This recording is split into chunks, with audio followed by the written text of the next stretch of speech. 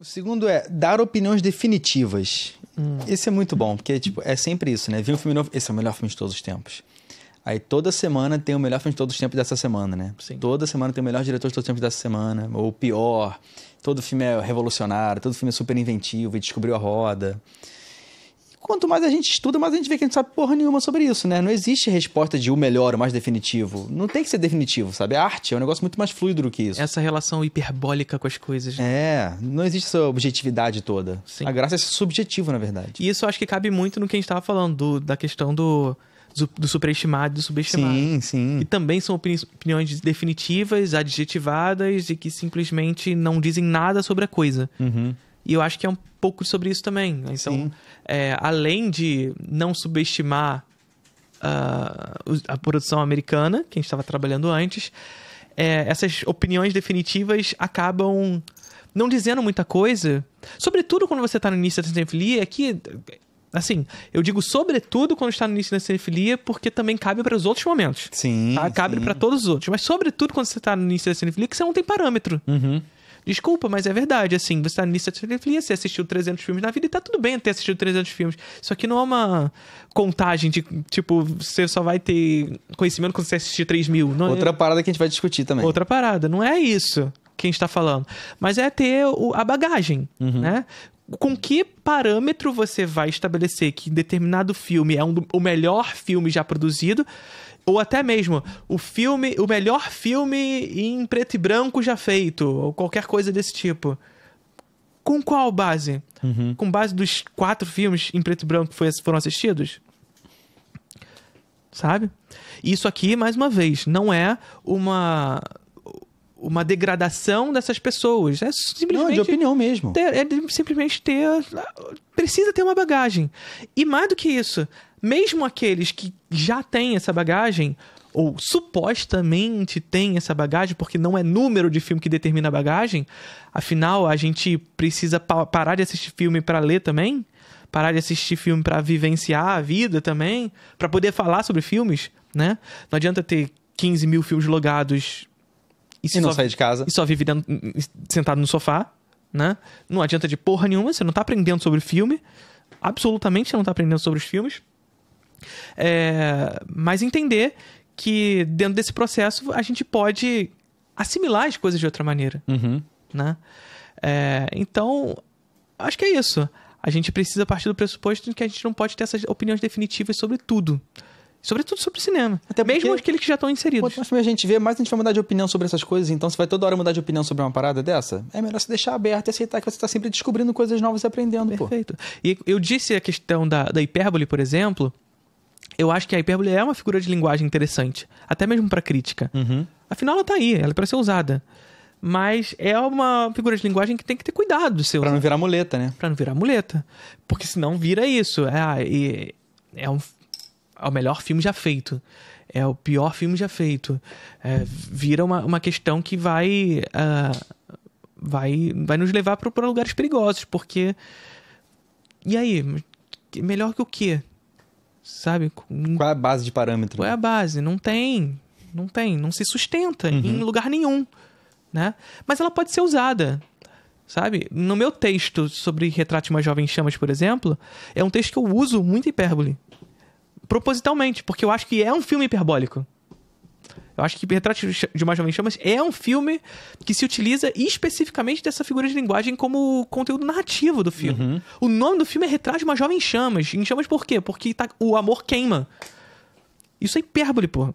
Então o filme ele se sustenta nisso. Sabe? Ele se sustenta na hipérbole. E aí a minha crítica ela vai na direção de se estruturar a partir da hipérbole também. Mas existe um motivo para eu fazer isso. Existe um contexto... É uma ferramenta nesse caso, né? Não onde a hipérbole está sendo utilizada como um interesse de discurso. Não de adjetivar a coisa e defini-la. Dar respostas definitivas. E aí é um grande problema, né, Fiore? Dar resposta definitiva. Porque o cinéfilo, no fim das contas, ele tem que estar interessado em ter discussões, expandir o debate, não ficar dando resposta de que isso é certo e isso é errado. Porque isso é um porre só, sabe? É só cagação de regras, só passa insegurança no fim das contas, sabe? Quando você dá a resposta definitiva sobre arte, é uma merda, né? Porque é isso. A gente pega uma coisa, a obra de arte, que aí a gente puxa para uma outra discussão até, mas que cabe aqui também, que é a lógica da verdade na arte, né? O que é a verdade numa obra de arte? Existe verdade numa obra de arte? E, para mim, em específico, definitivamente existe. A obra de arte em si é a verdade, né? Porque eu não gosto desse papo de relativizar as coisas, tá ligado? De falar, mas a verdade é relativa, cada um tem a sua, tomar no cu. Você é contra o pós-modernismo, então? Pós-moderno. Então, não é bem por aí, né? A gente não parte do pressuposto onde não há uma verdade na obra de arte. A obra de arte em si, ela é essa verdade. Uhum. A grande parada é que essa verdade, ela não é alcançável. Sim. Pelo menos, tangível. Pelo menos não com as nossas ferramentas e, sobretudo, crítica. E a grande parada que a gente precisa ter em mente aqui é que o desafio da crítica não é alcançá-la. Entende? Eu não sei se eu tô querendo... Entendi. Se eu tô me fazendo entender. Porque é como se essa verdade sobre a obra de arte fosse um alvo. E a nossa arma para atingir esse alvo, quanto mais chegamos perto desse alvo, mais longe esse alvo fica. Uhum. Só que o desafio é chegar cada vez mais perto dela. E como a gente chega... Aceitando que quanto mais perto a gente chega, mais longe a gente mais tá, longe a no gente fim das fica. contas, sim. Por quê? Quantos mais filmes eu vejo, mais filmes eu descubro que eu ainda não vi. Pois é, por quê? Porque é um processo dialético. Uhum. É um processo de pôr em crise, pôr em negação todo dia aquilo que a gente assiste. Né? E aceitar que aquilo que a gente assiste estará sendo posto em crise o tempo inteiro. Não por nós, mas pelos outros. E ao pôr em crise aquilo que está sendo posto, entender que a nossa crítica, que porá em crise o filme, também será posta em crise. Então o que eu falo será negado. E assim o filme se enriquece. O filme não se enriquece dando uma resposta sobre ele. Uhum. O filme não vai se enriquecer dando uma resposta racionalista definitiva sobre ele, porque na verdade o que vai acontecer é a morte desse filme. Sim. Esse filme vai estacionar na história, porque já existe resposta sobre ele. Se o filme for o melhor e acabou, não vai existir mais discussão sobre porra nenhuma, na verdade. Né? Que a gente existe. vai só todo mundo aceitar o que uma seita definiu e acabou. Perfeito. Por isso, inclusive, quando eu falo de Vértigo, eu não falo que é o melhor filme já feito.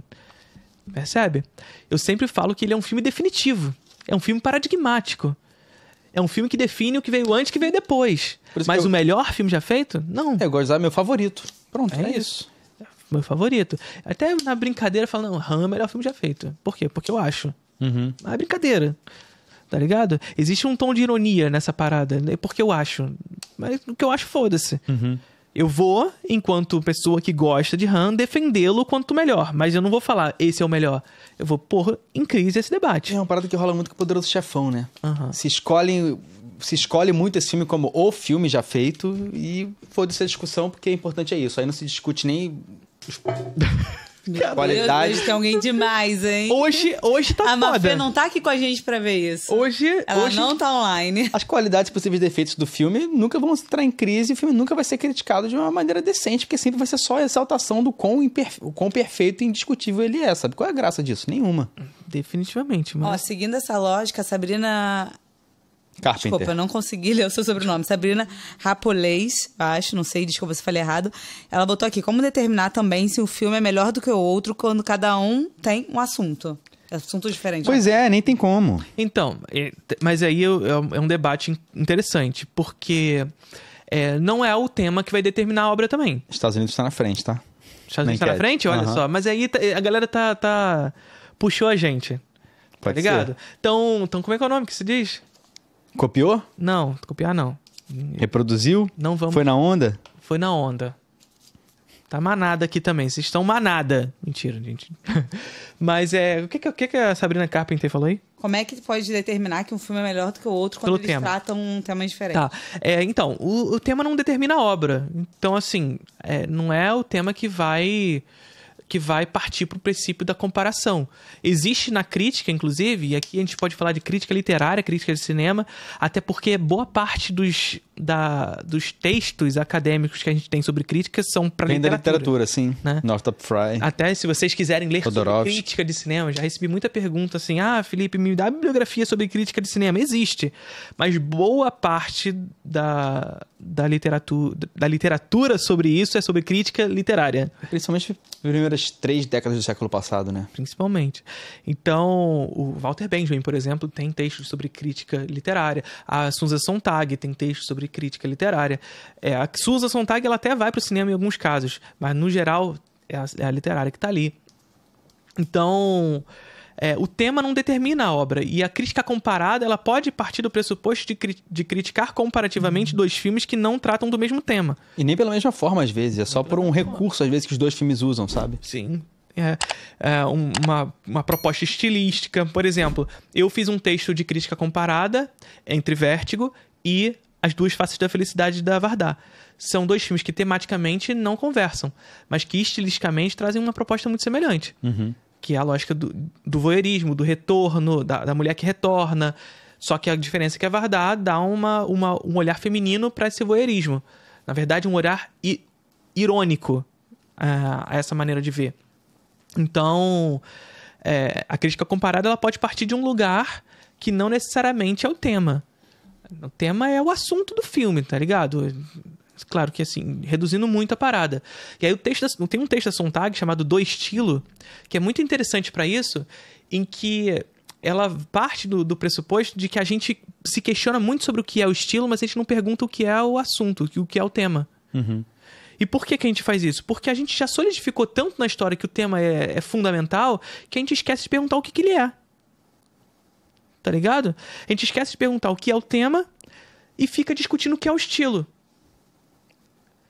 Quando, na verdade, a grande parada que ela vai trazer pra gente é que esse tema, ele só é possível porque há esse estilo. Inclusive, às vezes, o tema pode ser uma coisa completamente diferente do que o cineasta planejou. Pois é. Porque a forma leva o filme por outro caminho. Pois é. O tema vai ser uma determinante, inclusive, de acesso a determinados filmes, porque a pessoa vai acessar determinados filmes por causa do tema, algumas vezes. Mas o que solidifica esse filme na história vai ser o estilo dele. Sim. Tá ligado? Vai ser o seu estilo. Como esse estilo foi trabalhado. Tá ligado? Então, tá cheio de filme que fala de coisas tematicamente maravilhosas, mas que são perdidos. Por quê? Porque só são. Uhum. Só passaram. Tá ligado? Não tem uma visão única. Porque o estilo é isso. É a visão única que se dá a determinada obra. E é o que a gente sofre muito hoje, né? Porque o cinema tá cada vez menos cinematográfico, se assim pode dizer, pelo menos em Hollywood. E surgem muitas produções, tipo, tema do momento.